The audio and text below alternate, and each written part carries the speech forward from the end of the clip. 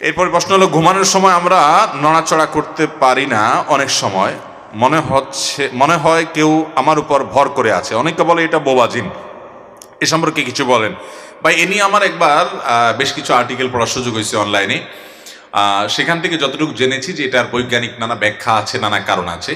আমার যতটুকু জানা, কোরআন এবং হাদিসের আলোকে এই বোবাজিন বলতে কোনো কিছু আছে বলে আমি জানি না। এখানে এইটা কেন হয়? এটা কি স্বাস্থ্যগত কোনো কারণে হয়, নাকি জিনের অস্তিত্ব ঠিকই আছে? অনেকে আবার জিনকে অস্বীকার করে। জিনের অস্তিত্ব সম্পর্কে কোরআন কারীমে সূরা নাজিল করেছে। ভাইরা আমার, আল্লাহর প্রতি ঈমান আনার জন্য এই একটা পয়েন্ট যথেষ্ট।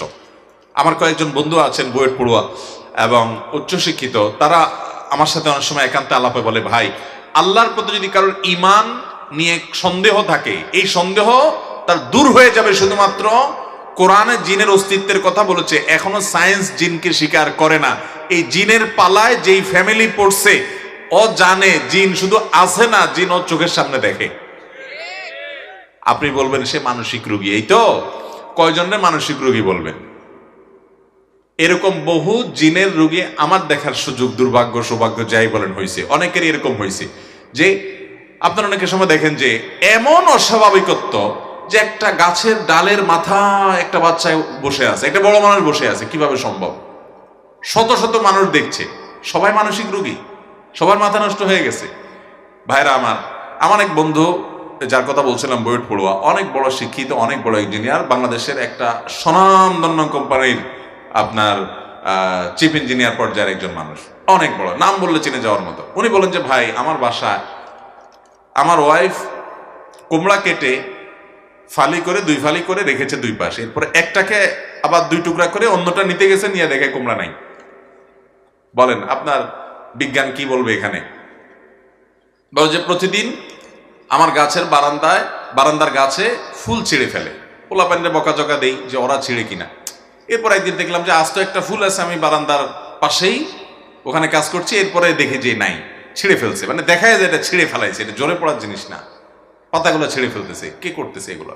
ডিম এনে আপনার ড্রয়িং রুমে একবারে মাঝখানে ফ্রিজ থেকে ডিম এনে ঠাস করে ছেড়ে দিচ্ছে। তো এই সমস্ত পাগলামো যেগুলো আমরা দেখি, এগুলোকে আপনার বিজ্ঞান কি ব্যাখ্যা করবে? বলবে যে তাদের মাথার সমস্যা। জিনের এরকম বহু রোগী কাছে থেকে দেখার সুযোগ হয়েছে। আবার এটাও ঠিক যে জিনের রোগী নামে অনেক মানসিক রোগীকে জিনের রোগী বানানোর ধান্দা আছে, কারণ এটা অনেকের বিজনেস, এটা অনেক কবিরাজের বিজনেস। এই সমস্ত কবিরাজের কাছে একটা সুস্থ মানুষকে নিয়ে যান, তাকেও বলবে যে এই লোকটা সব শেষ হয়ে গেছে, ধ্বংস হয়ে গেছে। একটা মরা মানুষের নাম বলেন যে ওনার কিছু আছে কিনা দেখেন, তো সে দেখবেন গনে টেনে বলবে, হাই রে, এই লোকটা তো শেষ হয়ে গেছে, আর বেশি দিন বাঁচবে না। বুঝতে পারছেন আমার কথা? তো এই ভণ্ডামি যেমন হয়, সেটা যেমন সত্য, আবার জিনের অস্তিত্বকে অস্বীকার করার মতো মূর্খতাও আরেকটা হতে পারে।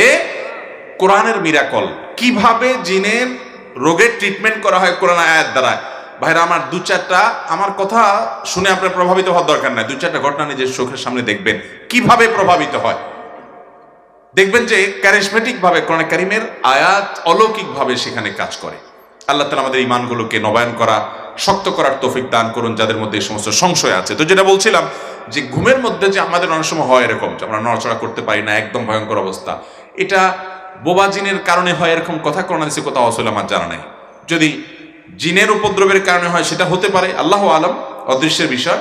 আর এটার বৈজ্ঞানিক কোনো ব্যাখ্যা যদি থাকে তাহলে সেটা অবশ্যই এটা গ্রহণযোগ্য হতে পারে।